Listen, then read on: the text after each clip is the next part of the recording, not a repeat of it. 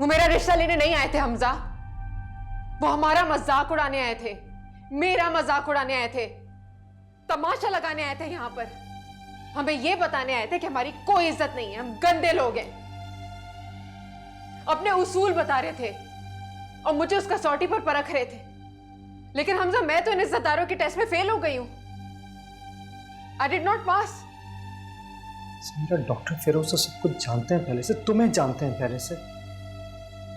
मुझे लगा कि उन्हें कोई एतराज नहीं है, इसलिए वो आए हैं। एतराज उन्हें अब भी नहीं है हमजा। वो मुझे अब भी लेके जाएंगे, लेकिन पर्दे में। मेरी पहली शादी पे पर्दा, मेरे होने पे पर्दा, मेरे रेप पे पर्दा।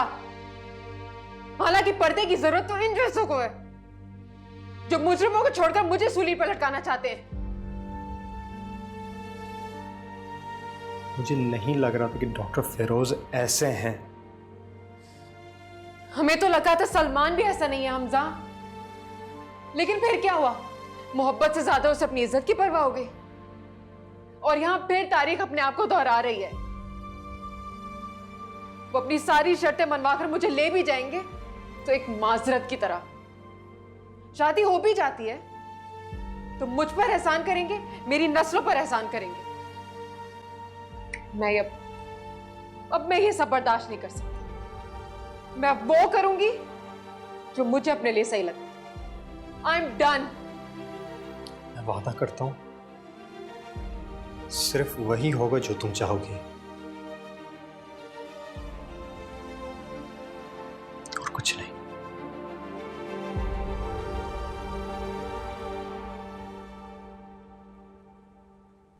कैसे कर लेते थे अब्बा ये सब कुछ?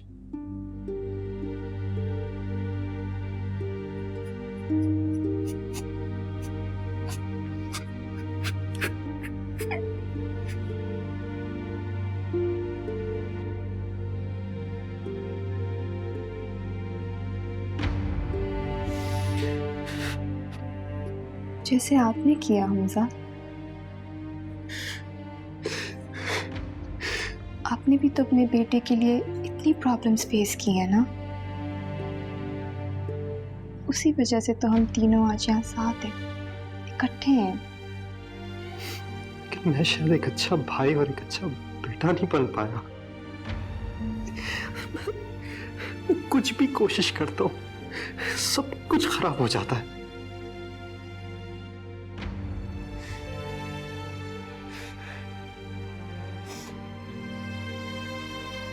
समझ नहीं आ रहा।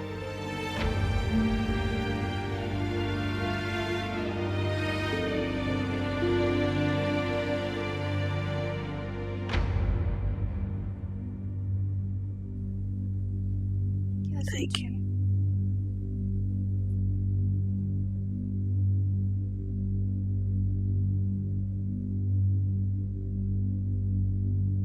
आप मुझसे शेयर कर सकती हैं अम्मा, क्या सोच रही हैं आप?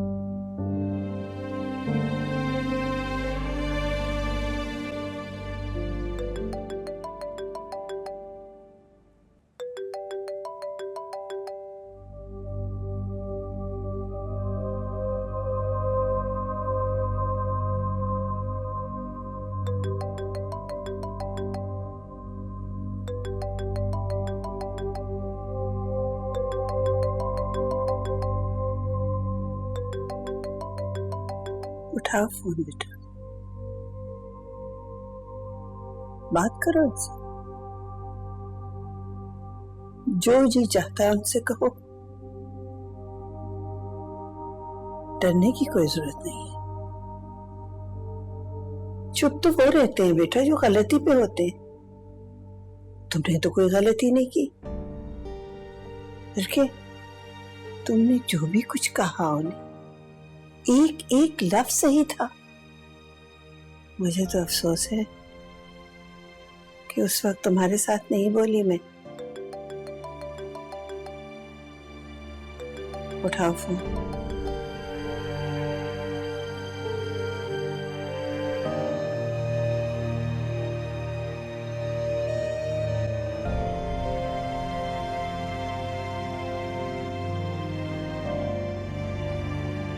हेलो।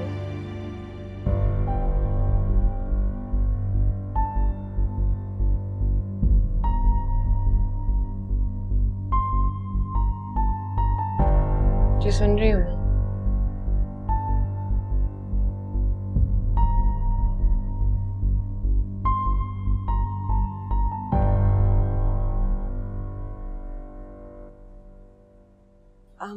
खाना लग गया है।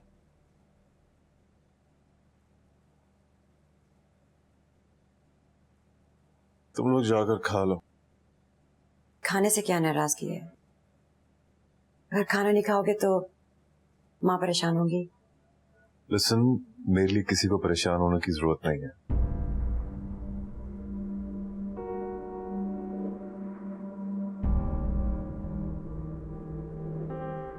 मुझे एहसास हो रहा है जिस तरह ही मंसूर इस दुनिया से चले गए, तुम मेरी जिंदगी में वापस आ गए।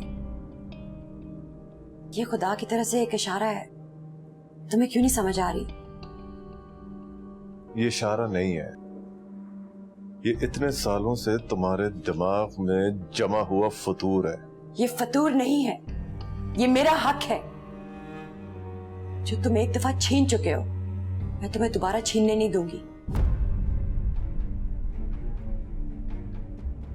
इसलिए जाकर तुमने वो सब कुछ बोला वहां पे? हाँ, इसीलिए बोला। सुनना चाहते हो तुम? 20 साल जो मैंने तुम्हारे भाई के साथ गुजारे ना, उसमें हर लम्हे पे मैंने सिर्फ तुम्हारा सोचा। हर रोज ये दुआ करती थी किसी तरह मुझे इस कैद से रिहाई मिल जाए। और जब मंसूर की डेथ हो गई तो मुझे रिहाई मिल गई। फिरोज देख लो, खुदा ने मेरी सुन ली, तुम क्यों नहीं सुन पा रहे? क्या सुनो तुम्हारी? हाँ, इतने सालों से तुम मेरे भाई की मौत की दुआ मांग रही थी। यही फर्क है तुम में और समीरा में, तुम्हारी तरह खुद गर्ज नहीं है। मैं तुम्हारे भाई की मौत की दुआएं नहीं कर रही थी, इस शादी से रिहाई की दुआएं कर रही थी, और वो मुझे मिल गई। प्यार में इंसान खुद गर्ज हो जाता है। इतने साल गुजार के भी मैं उनको अपना ना सकी, मगर अब इस इरादे के बीच में किसी को भी नहीं आने दूंगी। वाह शर्मीन, वाह, बहुत अच्छे।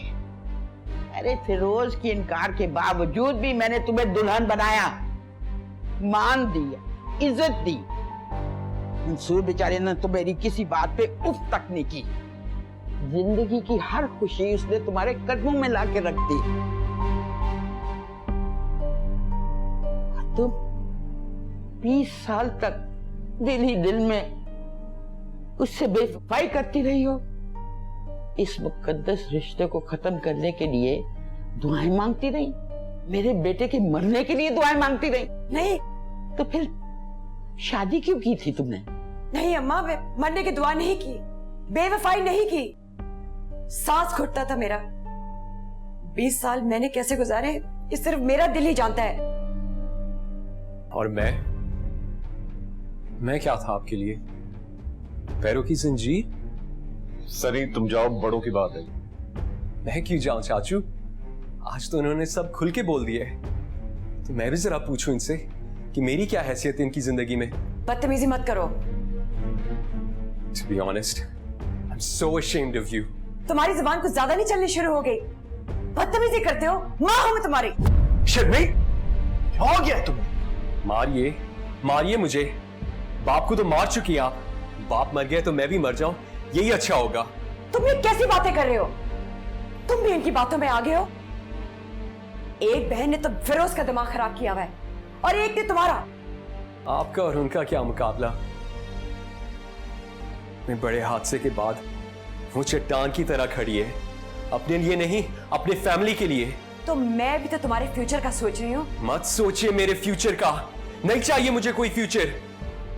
इज्जत चाहिए, वो इज्जत जो आप मुझे कभी दे नहीं सकी। डैड मर गए तो आप भी मर जाती, एटलीस्ट मुझे इतना सुनने को तो ना मिलता। और आपने समीरा को रास्ते से अपने लिए हटा दिया। पहली बार मैंने अपना सोचा। क्या गलत किया मैंने? गलती तुमने नहीं की, मैंने की है।